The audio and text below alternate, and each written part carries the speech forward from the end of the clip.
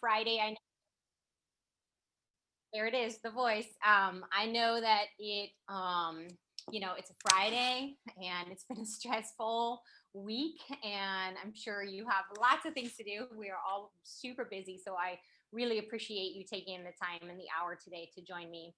And something I do in my classes, I'll just start with that right away, and I'll share that a little bit later, but if you have video and you can just turn it on for just a couple of seconds to say hi, not required, but just wave to everyone, kind of see who's here, and you can turn it off again in a little bit.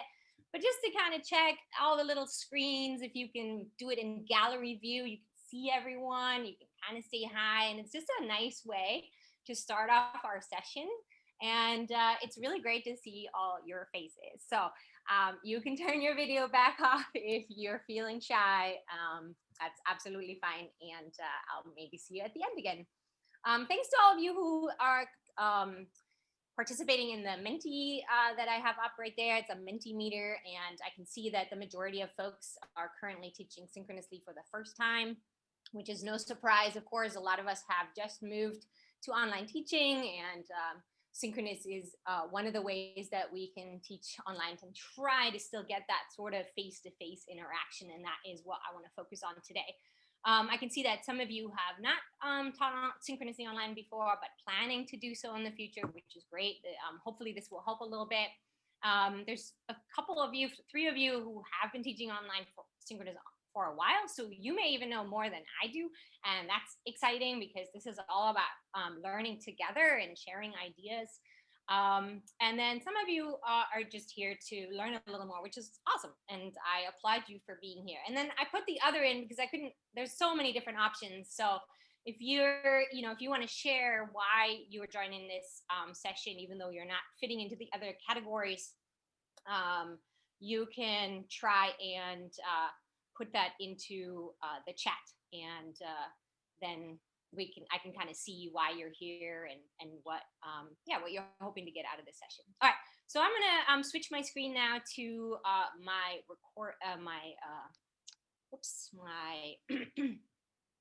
what's it called, presentation. That's the word I'm looking for.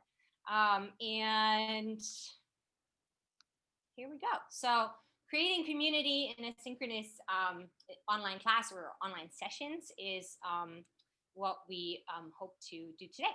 So the first thing, Jamie already gave me an introduction. Thank you so much, Jamie, for the very kind words. But my name is Nadine Wolf, and I teach math at KapCC Community College. I've been teaching online for over 8 years, but mostly, well, actually only asynchronously. So my classes up until COVID have been asynchronous. I took top in 2019 and have been helping out as the master chef in the current top to go, and then this past summer. So I'm going to start off this presentation with a little disclaimer.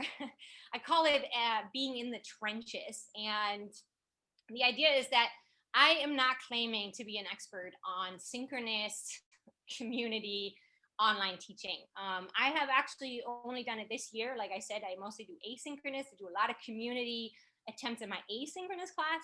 And so it's really interesting for me to try and move it to a synchronous format. I'm not perfect at it. I'm learning as I go. And what today's session is about is I'm sharing what I've learned so far, what's working for me and my students, things I struggle with, and, just kind of hoping that we can talk together and figure out, or that, just kind of find ways that are helpful in creating community. And so one of the other things is that as a math teacher, and a lot of folks, A&P, a lot of other folks, there's a lot of content. And so one of the big struggles that I face is covering all my content, and then also creating community and making sure that my students stay engaged. So that's a big issue for me, and that I struggle with every day. So what I'm focused on today is kind of the small little ways you can create community, even if you might lecture, or even if you might have a lot of content to cover. So this is not about a flipped classroom. This is not about, and if that's what you do, that's fantastic. That's a great way to do it. But I'm trying to kind of just share what I've learned from what I do. And then, there's the dreams versus reality. I have all these dreams of what I would like my synchronous class to be like. And, that doesn't always pan out. So there is a chunk of reality that we have to be aware of what it's like to be in an online synchronous class. Kind of like we are here, right? I have a lot of little tiny screens I'm staring at, and it's hard to really gauge, especially when folks have their screens off. So that's something we're going to talk about today. And then the last thing I just want to put a little claimer in, right? This takes time. We're in the trenches. We're still, I mean, COVID's only been here for what? I don't even know now. Feels like yesterday was April, but it takes time. Building community takes time. It takes a whole. It's taken me we're over halfway through the semester, and just don't think that you'll get community from day one. It just takes time. So the things I share today are just things you can try, but know that it's not just a one little, like this is the fix, this is what you do, and then you're done. So that's the idea. And I'll just make sure that I don't miss anything in the chat. And let me pull that up real quick if there are any questions. And Jamie, feel free to interrupt me if there is a question, but hopefully there'll be time at the end to talk about questions as well. Thanks so much for those of you who have put stuff in the chat already. Okay, so this is a little overview of what I'll focus on. The first thing is, why do we even care about community, which I think most of us can already answer. Then how I set up my synchronous classroom. So what I did just as a basic sort of setup. I'll talk about a little bit what things to keep in mind as you're planning activities for community and engagement focused activities that are focused on community engagement, and then some sample activities that I do, and hopefully I can try some of them out with you as well. So why do we need community? And I think, everyone is pretty aware of that. I threw in the community definition here, right? A group of people living in the same place or having a particular characteristic in common, or a feeling of fellowship with others as a result of sharing common attitudes, interests, and goals. So that's what a community is. And that, and sometimes in a face-to-face class, that happens pretty naturally. We all jump into class, right? There's my neighbor next to me. We can chat, talk about the day. It's a lot less natural in a Zoom class. And why do we care to bring that community piece into a Zoom class or into any class, really? And right, we want to build relationships, we want to make connections. That creates a sense of accountability with my students, with each other, and to me, and to their peers. It feels a sense of belonging, like you belong to that class, you're part of it, just makes it feel good. You're in it together, you're struggling with math together. That's always a good one.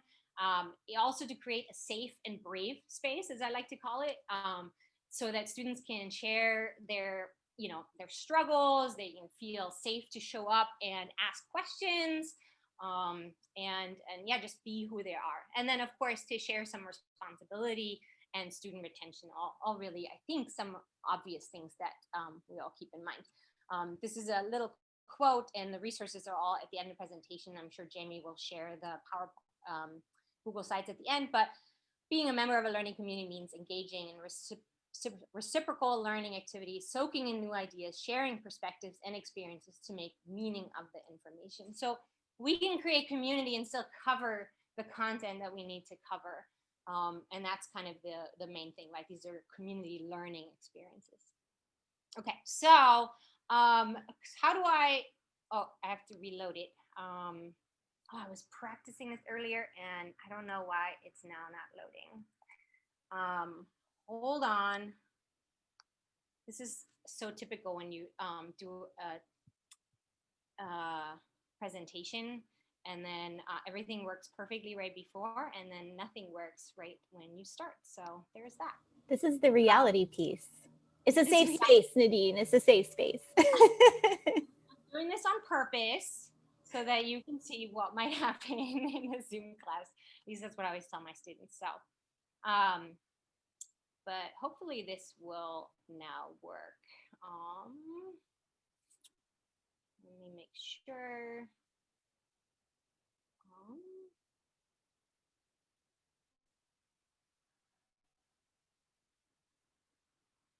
There we go.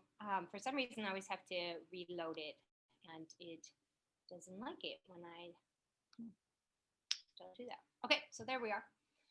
So this is my synchronous classroom setup. I kind of took a picture to show you. You can see my computer screen. I have 3 devices. Anyone else? Give me a like, oh my God, the number of devices I'm using these days is just a little bit mind blowing, right? Like it's just incredible. So what I have there is my, well, actually, let me start at the beginning. I meet weekly with my students over Zoom, by twice a week. I do lecture and group work, so I do not do a flipped classroom. I have a lot of content to cover, and I haven't had the time to flip it. That is something I consider in the future. So if you do that, awesome. I haven't gotten there. I use 2 main devices. I use my main computer and then my iPad, which you can see at the bottom there by my keyboard. I have another computer, iPad on my right there, which sometimes shows me my notes that I can use to just guide me a little bit so I know where I'm heading. So that sometimes helps me out, but that's not required at all. The reason why I use 2 devices is because the main device, my computer, I join with both devices in my Zoom session. I can keep my screen, my gallery view of all my students. So right now, actually, I'm on 2 devices as well. And I see all of your little tiny squares in front of me, but I also have my presentation in front of me. That way it allows me to see all my students. I see all their reactions. So I can use that tool a lot. I have my chat window open, but then I have my iPad to actually write, take notes, share my screen. So I share my screen on my iPad, and then I see all my students on that big screen, which is really helpful because if I have to do both on just one device, as you guys know, it's really hard to keep that all in one picture. So I highly recommend, if you have 2 devices, join with 2 devices. I use breakout rooms in Zoom for group work. I do not require a video, but I do encourage it. So I do a lot what you guys saw at the beginning. I have students join. I say, hey, show your face real quick. Let's all say hi. And then I offer that they can turn off their video. And I think you guys know that is, we can't really require. Some of them don't have the video capabilities. Some of them, their home life, it's just not safe to share, or whatever else might be going on. So you can kind of see what my big screen looks like right there. It's a little small of a picture, but I was trying to sneak a picture there. You can see my students up top. Some of them have their videos on, and I sort of pull it out over my shared screen so that I can see a little bit of both. And then I have the chat option there open as well. And then students can unmute themselves to chat if they want to, or they can use the chat button just like we would do right here. And I use Laulima for resources, discussions, and asynchronous activities. So I do have some asynchronous activities to motivate community and engagement, and I use Laulima for that. One of the big things I'll talk about a little bit later is just prepping your students for community. So what I have in my Laulima site, as you can see right now, that screenshot, I have a community engagement tab. And in that one on the left side there, you can see, or maybe it's your right, I can't tell, I think it's your left. I just give a little introduction of what it means to reflect, share, discuss, what it means to be a classroom community. And this is where all the activities that students have to complete kind of live. So that's how Laulima, I have a very specific location for the community part. And that, I'll talk about that later, but building that community and making it clear to students what you're trying to do is super, super important. It's fine if you are like, oh yeah, I want to do community, that sounds amazing. But if students don't know what you're trying to do, it might just get unheard. So you really want to explain to them, just like I did for you, why community is important, why it matters. Students tend to be a little resistant, especially in online classes. And so that's something you really want to get done. And then I see a question on how do I share my iPad screen with students while using Zoom on desktop? So you can actually join a Zoom meeting with multiple devices. You can only be logged in on one, so it might kick you out, but you can still stay in the Zoom meeting. One thing I've learned though, make sure you're logged into the one if you want a background. Only the one you're actually signed in on will keep your fancy background. And I do use a fancy background for my students. So that's how that works. And yeah, make sure the audio is completely turned off and disconnected on all but one device. Otherwise, you're going to get some crazy feedback. Okay, so this is kind of what a student, what my class might look like when they all turn on their videos there. Yeah, everyone looks pretty happy. It's probably fake. They're just posing. Don't trust it. So planning engagement and community focused activities. What goes into just the planning of it? I'll say this, a lot of it is spontaneous. And that's okay. It doesn't all have to be perfectly planned out. But some things you want to keep in mind is your class format, right? If you have a flipped class, it might look very different for you to create community because that's pretty much what you're doing. You're just connecting with them. You're not lecturing. That's very different. I tend to lecture a lot, and you can judge me on that, but I haven't moved past it yet. I try to do a lot of group work, but sometimes it's just hard to move there. It takes a lot of time to develop a well-done flipped classroom, make all the videos and things like that. So again, I lecture, I have group work, I do a little bit of both. And my goal today is showing you that you can lecture and still develop community and have group work. You want to make sure you align the activities that you do with your SLOs, because that'll connect that piece of, oh, I have all this content to cover, but I want to do activities where my students get to know each other and work with one another. Make sure you kind of align that and try to sort of hit both with one. And then assessment. This is a big one. Are your community activities for grade or not? Because students, man, I talk to them about that, and I have some that are for grade and some not for grade, and students don't want to do things that are not for grade, unfortunately. So really think about that. You're going to make these activities for grade, or are you going to not make them for grade? And then how do you motivate your students to participate if it's not for a grade? And then also variety. And there's pros and cons to that. So I try a lot of different things, discussions, group work. There's a lot of different pieces, and I know we can overwhelm our students. But I find that there is a healthy medium, and you can figure that out as you go. And students, trust me, they'll let you know if it's too much. They are not afraid to speak their minds. A couple of things to keep in mind as you're planning this community activities. Is it a clear purpose? Like, what are you trying to do? And again, not every activity has to have that, but keep that in mind. Why are you doing it? And can you explain to your students why you're making them do that? Because that helps them understand why they should participate and why they should care. Balance and timing is a big one. How long is your activity going to take? If you're lecturing and you only have so much time because you want to get content done, be sure a lot of these activities take a lot longer than in class. So that's something to keep in mind. Make it relatable and make it fun. I don't know, a lot of times, like yesterday, I was in a Zoom class with my students, and we got so sidetracked, and we started talking about which cars they drive and, you know, what they've done for Halloween. And that's okay. I consider that what I call social presence. Be yourself. That's like the biggest thing I can stress in terms of creating community. The more you are yourself in your classroom, the more your students will be able to be themselves. So something to really keep in mind. So social presence, I think, is a big one. And being connected and interact with other human beings as real people. And that might take a little more in a Zoom meeting. Like, I don't know, I talk a lot with my hands even in real life, but I think in Zoom, I'm like, yes, I'm here. And so I try to really be a loud, interactive personality with my students. And that, you know, I try to be myself. I talk about myself, maybe too much. But I feel like it really motivates students to be themselves as well, tell stories from my life and things like that. As I saw your comments, and thank you. And that's super, super helpful. Choosing appropriate technology is a big thing. Zoom classroom, right? You got the breakout rooms, you got the chat, you got the reactions, you got the Zoom polls.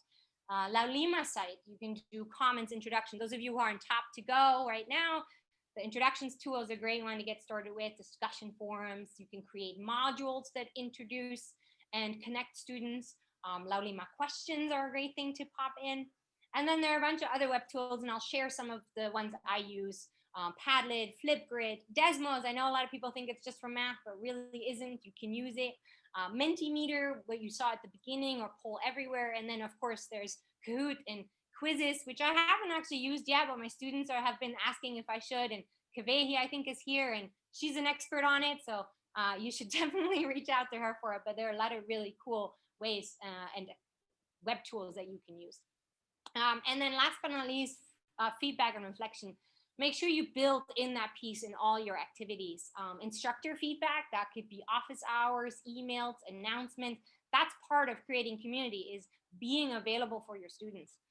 Peer feedback, discussions, forums, group work, make students give each other feedback, have them work together, reflect on things together.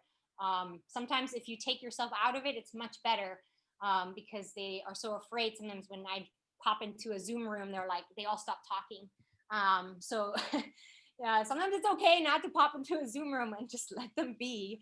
And then reflections and questions, build that in, and surveys. Build in surveys. Don't wait till that end of the semester survey, and because that's too late. Do a survey right in the middle or after a couple weeks and find out how your students are doing and what's working, what's not working. Okay, so now that I've kind of got all the sort of preliminary stuff out of the way, let's do some samples of engagement and community focused activities. So these are some things I have done and that have worked for me this semester, that I was able to, what I think, and I'm a little biased, but I think I have a good community in my classes, and it's working pretty well. So start early and create routine. That's a big one. It's hard to start creating community 4 weeks into the semester. That is going to be too late. You want to start early, and you want to create a routine, something you do all the time that they're just used to. So for example, the commons introductions that Jamie and Yo-Yo have put in Top to Go. That's a great one. I adopted that from Top to Go and started doing that in my class. So I give a little guidelines for it. Students have to share the meaning of their name, where they're from, and something they're passionate about. And they can join, can share pictures like Jamie and Yo-Yo have asked us to do. And it's just a kind of a casual way. And again, this is a not for grade assignment. So I make that very clear to students. They're just share something about them. Do they all do it? No, they don't all do it. But again, it's about motivation. And those that do, they comment on each other's, and it's really nice. Intro group activity. Start class off strong. I used to be like, oh, I always do math on the first day, because I got to get math done, and math is important. And there's, we're not in high school where the first day is just funsies. I'm sorry if there's any high school teachers, but but I've switched now. And now what I do is I spend the first day just doing activities. I just to get to know each other and really set that tone of, hey, we are a team, we're working together, and this is what we do. So here's a group activity, and this is in Desmos. This is like a Desmos activity. So, again, not for math. They have these really cool starter screens that you can use. I can figure out their nicknames. They do this together in a group, in a Zoom breakout room, and they can figure out their pronouns. And it's just a nice way to get to know each other. There's questions like, oops, here they go. Places they would like to travel if it isn't a pandemic, or some talking points that they're all interested in. Something that, what's their ideal math class or ideal math instructor? And then I did the scary and fun matching. What do they think is scary? What do they think is fun? What's neither? What's both? Just fun things. I mean, just let them connect with each other. And this is desmos.com. And I can share the link in the chat, or maybe Jamie can type it in there. Thank you, Jamie. It's an easy, it's free, and it's a great way for students to interact with one another. Another thing I do for routine, and you saw this earlier, is I start each class with a poll.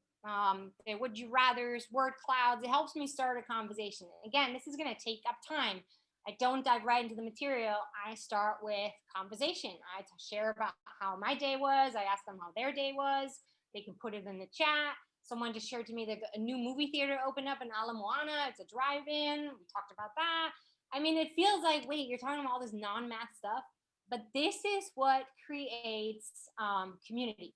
This is what helps students have social presence. They can be real. They can be themselves. It's not just about math.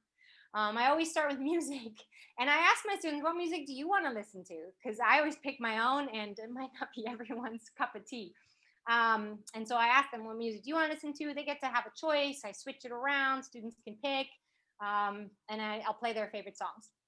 I also do daily check-ins. So I start every day with a reaction check-in. So I'll do that right now. How is everyone doing right now? Is it a celebration? Is it a heart? use the reactions button and show me, maybe you have that shock face. You're like, oh my God, things are kind of rough. Like, yeah, Patrick, I see you. That's happening, right? Taylor's celebrating. A lot of folks are just thumbs up, and that's okay. But right away, it like rains on my side. I can, on my other screen, I can see all the reactions. And I can also check that students are engaged. I can see that, oh, you know what? So and so, I won't pick on anyone. I'm like, but I didn't see you put up a thumbs up.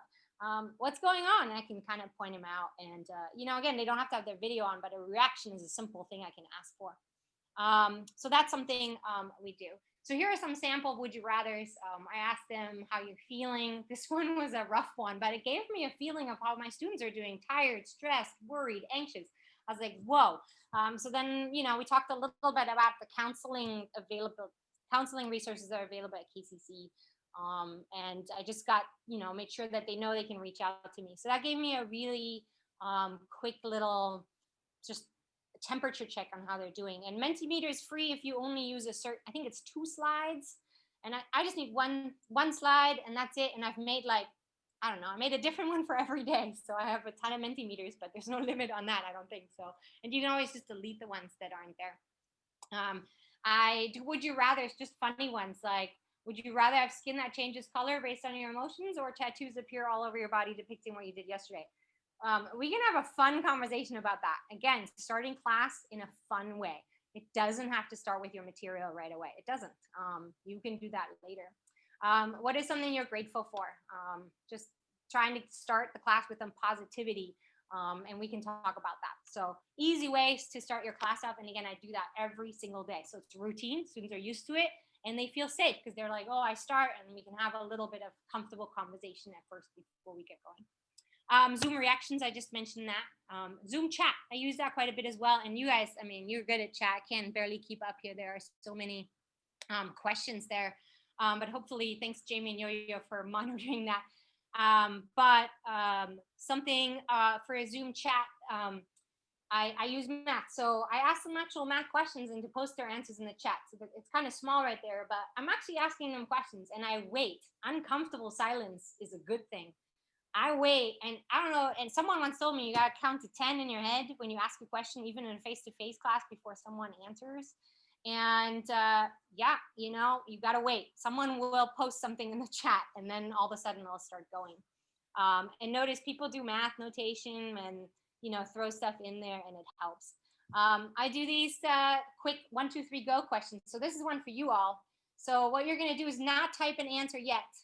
You're going to not press go yet. You're going to type your answer, but not press enter. So everyone that's here, you're going to answer this question. Would you rather move backward in time 50 years or forward? So just type forward or backward. And then when I say go, I'm going to say 3, 2, 1, go, or 1, 2, 3, go. It doesn't really matter. And then you're going to enter when I say go. So type in what you would do. Would you want to go forward or would you want to go backward? Someone didn't listen to instructions. That always happens also. So just type in forward or backward, and then I'm going to say 3, 2, 1, go. And now you can press enter. And look at that. This is interesting, right? I can see we're all over the place, forward and backward. Personally, I think I'd like to go backward. What was that, the 70s? That sounds like a fun time. And the way things are going right now, I'm not sure I want to go forward. But now I can talk to them. And this was a non-math question, but I do this with math question. Okay, type in the solution and don't type enter yet, because a lot of times you have those students that will always be the first ones to enter. And this is a great way to get past that. And then you can just be like, go, and they'll enter the answer. So great way to get a little bit of feedback. Zoom breakout rooms, group work. I mentioned this before, it takes more time than you think. You can use the Zoom whiteboard. You can use the screen annotations, which my students do a lot. Took a little bit of time to teach them that, but that totally works. And one important thing when you do Zoom breakout rooms is give them very clear directions. Make sure before they go into their Zoom rooms, they know exactly what to do. So I use Desmos a lot for my Zoom room activities because, again, it is a math program, so I can do a lot of math in it. I know some people, I think Dana uses Google Docs, really good at that. That also allows you to add some math equations. I've also used Google Jamboard, a lot of different ways. I'll talk about that in a minute, to get your students to share their work, which is part of that community piece. So good directions, right? Zoom break room etiquette. Make sure you have some kind of etiquette. This is what I use, but whatever works for you, right? So I only put about 3 to 4 students in a Zoom room, maybe even 2. I ask them to please turn on their videos if at all possible. It's just so much nicer. And to unmute themselves. It's okay if you only have 3 to 4 people to be all unmuted, unless there is something in the background going on. But it's much easier to have a conversation even if they talk over each other. So that's an important one. Assigning roles is really, really helpful. Have someone be the screen sharer. I always have one person share their screen, and then the others can annotate that screen and help out. I have a timekeeper because, again, this takes time. So making sure they keep track and move along on the slides that I have. And someone who's motivator, who's just like, come on, people, talk. Everyone's too quiet. Like, Jamie, why aren't you saying anything? Like, do you have an opinion? So getting that motivator in is really important. And then I see some questions with the lectures and the subject. This takes time, absolutely. So what I have done, just as a side note, is I've had to really look at my subject and look at what is it that I really need to lecture on, and what is it that I can maybe make a video and maybe provide another resource that they can learn on their own. So I've taken some sections out of my classes where I think, you know what, I don't know that I actually need to lecture on this. I'm gonna make a video and I'm gonna make an activity that they can do asynchronously on the side. And so that's really given me some room to, so it's not a fully flipped classroom, but it's given me some room to have some more activities in the class. And it's worked. You know, students don't mind every now and then having to watch a video, and you can ask questions, you do a quiz on it to make sure they really did it. And that's okay. It's not fully flipped, but it's sort of getting there. It's a little bit thinking about that idea of, I think when we look at our material, for most of us, and this isn't true for everyone, but we tend to, right, do a mile wide and inch deep. We cover so much stuff. I'm really trying to flip that and think about, can I cover less, but focus more on that exploration and community piece? And what is really important that I need to talk to them in class, I need to lecture about? And what is it that I can move to a video online that make sure they watch? So that's something to keep in mind. Some web tools, Padlet, I mentioned Desmos a bunch of times, and Google Jamboard. So these are the 3 tools that I use quite a bit. Flipgrid is another great one. It's a video tool. I believe there is a session next Friday on Flipgrid. Jamie, is that correct? So you can watch that. Yes. Perfect. So that'll explain Flipgrid to you. And so Padlet, here's what I do to get that social presence without the pressure of math for me. I create what's called a community fun board. And each one of my synchronous classes has this, and has little different columns, and students just share things that I don't know, whatever comes to mind. I do Halloween stuff recently. They share their favorite movie, TV show, book.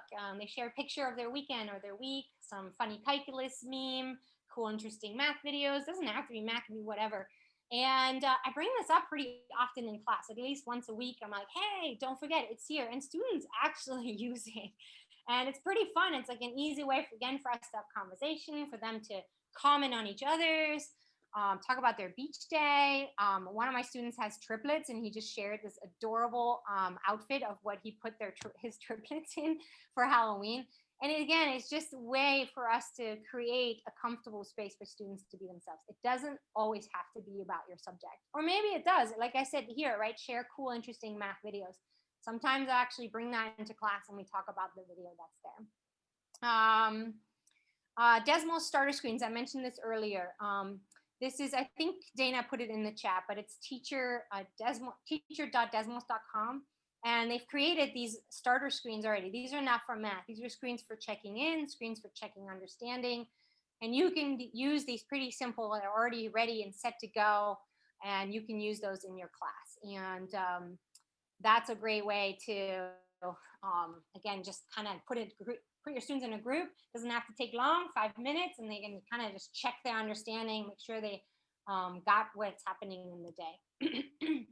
I use Desmos for explorations and check-ins. This is a little turtle activity. This turtle walks across the sand and then students have to draw on it. And again, one person shares their screen, but the other students in the Zoom breakout room can annotate the screen. So I really encourage you to practice that annotation part and being able to annotate that screen. And again, at first, students are hesitant to do all this, but they get there. The more you do it, the more you have a routine, the more willing they are to talk to each other. The better they know each other, the more willing they are to chat with one another in a Zoom breakout room. We can do predictions. This is a surfer going over grass. Lots of cool things you can do. Here are some reflection slides, a conclusion that I use. Again, great for discussions. Here's another reflection one, and I always do a confidence check and reflection at the end, where they can slide how confident they were about that activity and so on. So again, Desmos, but you don't have to use Desmos, right? You can use Google Doc, you can use Zoom polls. There's a lot of different ways you can incorporate that. And here's a couple others, reflection and just concept checks and things like that I use via Desmos. And I have given a Desmos talk, and I think that was in summer camp, and I believe Jamie probably somewhere has that recording, and we can share that if people are interested. Here's a Google Jamboard example. So students put in their names, the members of the group, and then Google Jamboard and Google Docs are great because they can simultaneously work on and I can also watch what they're doing without actually being in the room, which I can do with Desmos as well. Laulima tools. They're a great way to foster discussion and interaction that don't happen synchronously, but I still have a synchronous class, but I have an asynchronous part. So there are module questions and check-ins. For example, each of my modules, and you'll learn that in Top to Go, those of you who are in Top to Go right now, you'll learn how to do this. But I do a muddiest point and a chapter 1 questions right in the weekly module. So they know they can always give me feedback. They can always ask me questions, and I ask each other questions as well. I do discussions. I chose discussions to be optional for my synchronous classes, meaning they're not for grade. And you can see though, students are still talking, 19, 18, 29 messages, not bad. Could be more, but again, it's not for grade. But I ask sort of more, I don't know, more interesting types of questions like numbers. Do they exist? Is the number a real thing, or is it something we have made up, right? Is math invented or discovered? I talk a little about growth mindset. Again, that idea of learning from mistakes and creating that safe and brave space. So discussions is a great tool. And then last but not least, some feedback tools. Laulima announcements, send regular emails, and insert a bit of yourself. I know I just saw in the comments, some people don't feel like they have an outgoing personality, or it's a little uncomfortable. And that's okay. I mean, it is what it is. But if you can try just a little bit to try and be yourself a little bit more in a Zoom class and share, I think it helps. It really does. And I understand that that's not everyone's cup of tea, and it comes easier to some folks than others. Emails and check-ins. I do regular check-ins with my students. I email them if they haven't shown up to Zoom class. I'm like, hey, I noticed you weren't there. What's going on? And then they're like, wow, you reached out. I'm so sorry. My internet went out. And I'm like, awesome, great, no worries. There's a recording of it. You can watch it later. But now I'm building one-on-one report with my student. Again, creating that community piece, making sure they know I'm available. Google Forms and the Laulima survey tool, super, super important. So here are some Laulima announcements that you can see of how I share myself. Like in this one, I was like, I plan on dressing up as a math teacher. Not really. My fiance and I are thinking of dressing up as Jumanji characters. I mean, yeah, I'm sharing a little bit of personal tidbit, but it's such a small amount, but it does. I've had feedback from students that were like, wow, it just makes me feel like you're talking to me personally, instead of having this really like, here's what's due, here's what you got to, next week, don't forget this. Just be a little bit more yourself. This is one of my favorite little cartoon there. I don't know if you've seen it, but again, sharing a little bit about what made me laugh and, a little bit of who I am. And I bring my fiance in a lot, poor guy, but talk about him quite a bit. And again, just being a little bit more you. And then surveys. So I thought that was interesting to finish off today with, but I gave a surveys on, is what I'm doing actually helpful for my students? Would they like me to do something else, right? So do you feel our weekly synchronous class meetings are beneficial to your learning? And It was actually a little surprising for me to see 77.3% said yes, totally, definitely. That's exciting. It's helping. Even though I'm lecturing, I was really nervous. Like, I'm not that cool teacher that's flipping their classroom and doing all these fancy things. I'm just trying my hardest, but it was still beneficial to them. So that was really helpful for me to see. Do you feel engaged during our Zoom sessions? And you can see the red and the blue there are yes, absolutely, or yes, most of the time. That makes me feel good. I'm doing a good job. I asked them, of course, a follow-up question. What could I do better? What should I continue doing? Things like that. And then, of course, there is that tiny little green. I think that was 2 students, and for them, it's not working. And that's okay, too. You're not going to reach everyone. Same with a face-to-face class. It's not going to work for everyone. But again, you're trying, you're getting there just a little bit of a time. And then rate of the student engagement items. So these are all the different student engagement items that I do. And is it working? Should I stop doing it, keep doing it? So again, it helps me think about of what's working for them and what's not working. So they love my start of the class polls. That's great. I'm going to keep doing that. It's really working. They love the chat, using the chat option. Wow, who knew that they love the chat? They want to be heard. I mean, I think students want to be able to share things. So we want to give them the opportunity to do that. Do you find group work via breakout rooms beneficial? I mean, they all say yes sometimes, but then I had a comment section and some of them were like, oh, I'm nervous to talk, and some people don't talk, and I'm here to just learn. I don't want to have to talk to other people. And I think we always get that. And what I do is I just, again, after the survey, I talked to them and I said, here's why community matters, and here's why I make you do it. First of all, SLOs are fine, but institutional learning outcomes, there, I said it, I'm using big words. Part of it is thinking critically, communicating, and that is also what we're teaching them. It's not just about the math or the chemistry or whatever you're teaching. It's also about raising human beings that can work in groups and communicate well together. So once I explain that, I think a lot of them are much more on board. Do you feel that discussions are beneficial? A lot of people sometimes haven't shared, and sometimes they just want to read other people's posts and not share themselves. So again, this wasn't for grade. And then are the Desmos activities beneficial? And for the most part, they are. So just a little bit of surveys. Okay, I wanted to leave 15 minutes at the end to chat and discuss things and have you guys have questions. But here are a couple things to keep in mind. And I know this was fast and there was a lot of information. And I tend to talk a little fast, so I apologize. But couple of things to leave you with. Start simple. These are things that I have built over time, and I didn't just start with them. It's just I'm learning as I go, and it's a learning process. So start small. If you're like, wow, I think I only have the bandwidth to maybe start my class with music and a poll, great. That's start there, and then slowly build over time. Try some stuff. Sometimes it doesn't work. I was super nervous to do breakout rooms. And then Jamie's husband actually gave a really neat session on breakout rooms over the summer, and I was like, okay, I just got to do it. And now I feel it's actually really comfortable. We do about 1 a week. I don't do it every day because it takes too much time, and it works. Students are now familiar with it. They know how it works. They know how to pop in. They know how to do the annotations. I pop into their rooms, and that's really nice. So just try stuff. I want to have a t-shirt made that says just try stuff, because I say that in math all the time too. Students are so afraid to try because they might fail. But failure is a good thing, everyone. And then same idea, right? Some is better than none. So do something better than doing nothing. It really works. And be patient and be kind. Patient with yourself, patient with your students. Again, community takes time. It's not always going to work. And some classes is not going to work. Some students, my Calc 1 class is doing so much better interacting with each other than the Calc 2 class. I feel like I've done nothing different, but sometimes personalities can make a difference. And then last but not least, have fun with it. This is your class, this is your community. Just make sure you insert a whole bunch of fun and laughter in your class, because that can really help out. So that's really all I have for now.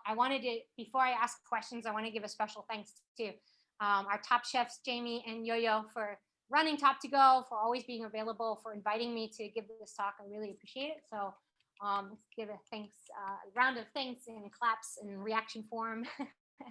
to those two. But yeah, any questions, pop them in the chat or unmute yourself. Or maybe Jamie, there were some questions that I should do. May I ask a question? Yes. So I'm kind of a new lecturer, and basically in my second semester got thrown online because of COVID. And I feel like it's going okay. I do a lot of pulse checking. I try to start the Zoom class with music, although I did that for 5 weeks and no one told me that my sound wasn't on. So there's that. But I have been coming up with a lot of engagement activities, but then I am having a hard time keeping up with them myself. Like I have a hard time, if I've made them graded, it's hard for me to keep up with grading them every single week. And then if I didn't make them graded, I still want to give them feedback and participate in the conversation. So I don't know, I feel overwhelmed, I guess, and I'm wondering how to manage that. Yeah, I mean, you read that, you nailed it. I mean, I'm with you. I feel like this is the hardest I've worked in the 20 years I've been teaching. I feel like I'm constantly grading or checking, like, have they posted on my Padlet? Have they done discussions? Have they done my Desmos activity? And it's exhausting. So I think it's all about a healthy balance, and you might start out with too many things.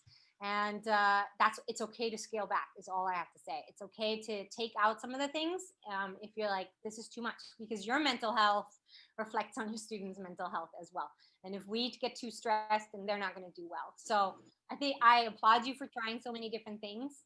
And yeah, I'm with you. I don't know that I have a really good solution except for just cut some of the stuff out. And there is a healthy balance of like, I want to create community, but also if you feel that, your students might also feel that way, that they have so many things to take part of. And so yeah, it's just, and I've had to also learn to step back on that. I don't need to give feedback on every single thing. That's a hard lesson for me to learn, because I want to inject myself all the time. I'm like, no, let them discuss. And so something to keep in mind. Thank you. Good question. Any other questions?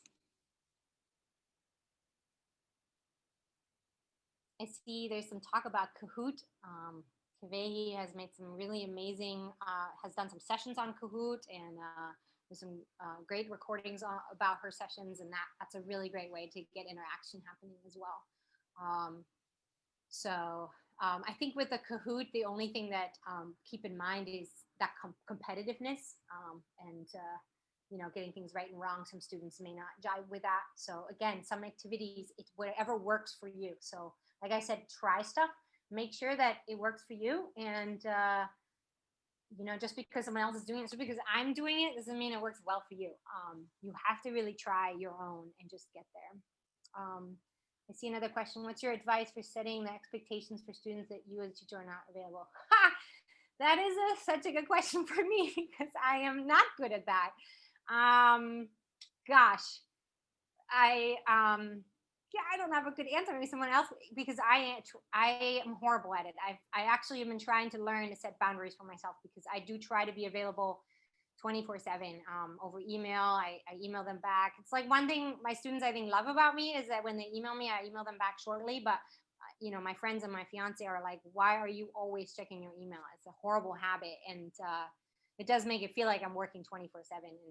And I will say, whatever you can do to set boundaries, I've gotten better at it, but I'm still not good. Does anyone have a good idea they want to share in terms of creating boundaries for that? Because I can learn from you for that. Looks like everyone is kind of on the 24/7.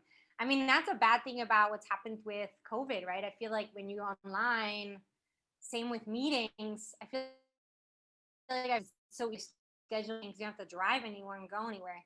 It's important to set those.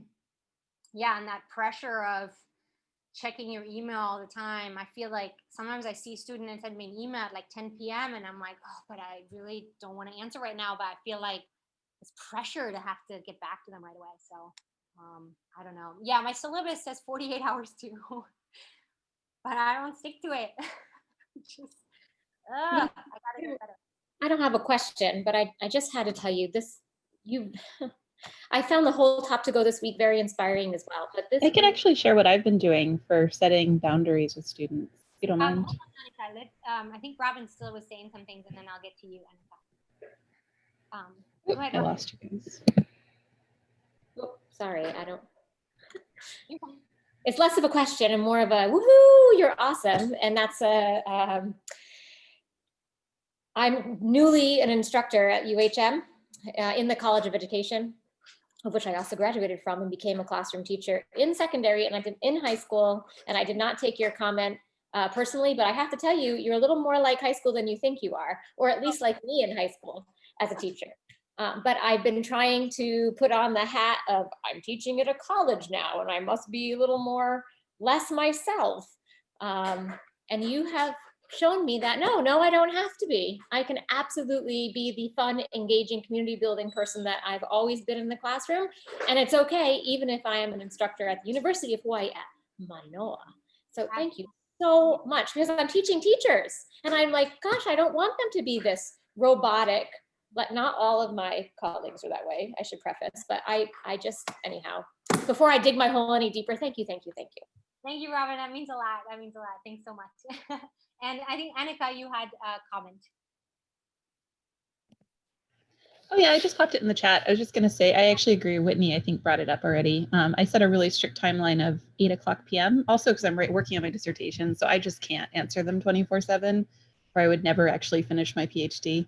But yeah, so I set a really strict time for 8, and I don't respond to them after 8 p.m. And it took them, I think, a good 3 or 4 weeks to figure out that I was actually serious about that. But they are a lot more respectful of my time now. So it does work, but just like you were talking about with like building community, how it takes a lot of time, it took a lot of time for them to figure out that I was actually meant it. That's great. And I do, I tell myself to do that, and then I just need to be better about it. But I think you're absolutely right. It's so important to set those boundaries, because then in the end, I'll be a happier instructor for my students. I just saw a thing about opening Zoom meetings early and staying after class. That's a really great suggestion. I open all my Zoom meetings 15 to 20 minutes early in case students want to pop in early. It's kind of like the idea of the classroom is open and students can come in, get their stuff set down. I do that as well, and the Mentimeter is already up. The music is already playing, so they can kind of do that. And then I set my office hours, some of my office hours, right after class. I do a half an hour, and that way students can stay after. Sometimes they just stay to chat with me. Sometimes they just stay and do some homework while the Zoom meeting is still going. Sometimes we talk about clarifying questions from class. So that's a really good suggestion. I think, some folks mentioned that. So awesome. Great stuff in the chat. I really love it. Any other questions? Nadine, I think David had a question in the chat about having any recommended activities that would engage smartphone users, because some students only use Zoom on their smartphone. So it makes it difficult for some of the more, I guess, computer heavy activities. Yeah, gosh, I actually haven't joined with my smartphone in a while. I think Mentimeter and chat options all work on the smartphone. So those are things they can definitely participate in. I know Desmos, those activities, some of them actually work for the mobile phone, so they can participate over that as well. I'm not sure how well Google Doc and those work over phone. I have not used that. But Dana, I know that you use Google Docs. Have you had experience with phone users? I think a lot of my students, when they're maybe writing out math and they're taking pictures, they actually do use their phone. And I've been encouraging them, if they can, to like get the Google apps. But it's still kind of like a trial and error thing depending on everyone's technology. Yeah. So yeah, I'm sorry, I don't have a really good answer for that. But maybe if someone does, they can pop it in the chat of things that work well for phone users. I don't actually have that many students join by phone unless they're someone was at a beach. He's like literally in his car, his surfboard is next to him. He's just waiting for my class to end so he can hop in the water. I was like, well, I appreciate you trying actually being in class on the phone, but that does happen. I do encourage them to try and take class seriously if they're going to join and do the best they can to focus and be present. But I know that that's not always. Yeah, Jan, I think you have a question. Yeah, well, actually, it's not a question, it's a comment. So I've been having some really serious tech issues the last few days. I know, I think that the Halloween and election spirits have sort of all coalesced in my computer, and my computer's been sending ransom notes. So I've got like these weird between uppercase and lowercase. But anyway, so that meant that I had to go ahead and had to go to the tech hospital yesterday. So I had a webinar that I had to be on. Actually, I'm sorry, a Zoom discussion. And it was really, really good for me to actually watch that on my phone. I really highly recommend that we sort of try out different platforms so that we get that student experience.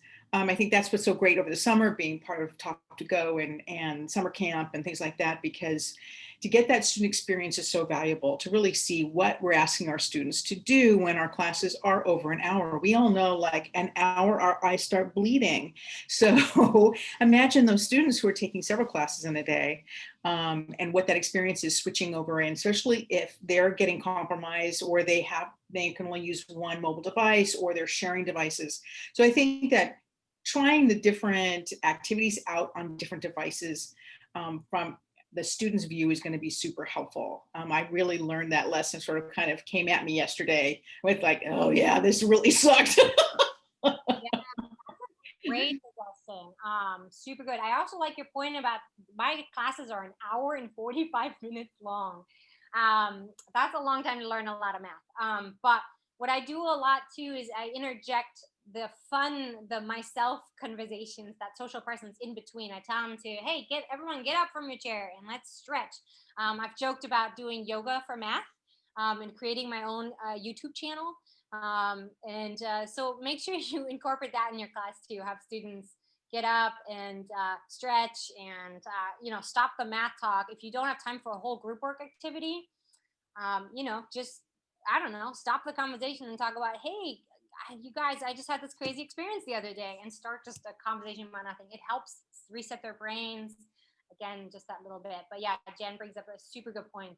The more you can practice, I think the Zoom practice, I like made my fiance and like another friend, and I was like, let's have a Zoom meeting. I got practice breakout rooms, and we just practice being the host and not being the host, and like what happens if my computer goes out. Actually, that's another great way on why you should have two devices. Sometimes one of my devices goes out or freezes up. It rarely happens, but then I'm still an instructor in my other device, and I can be like, oh my gosh, sorry everyone. So that's helpful. But yeah, play around, try stuff as much as you can. And I think any of us here are willing guinea pigs to have fun Zoom sessions, especially a Top to Go group. If you want to try anything, I'm sure we can set something like that up where we can have practice Zoom rooms and practice activities. So, well, we're just about out of time, and I want to say thanks to everyone. Thanks for your questions. Thanks for being here. I really appreciate it. Again, feel free to email me, reach out to me. I'm in Top to Go. I'm happy to chat about ideas. Again, this is just a small sample. There's my garbage truck. I don't know if you can hear that. But anyways, it was really great seeing all your faces. So if you want to show your faces one last time to just say goodbye and wave to everyone. And I'll see you guys online. And thanks again. Thank you, Nadine. Thank you. Thanks so much. Have a great weekend, everybody. Thank you. Thanks so much, everyone.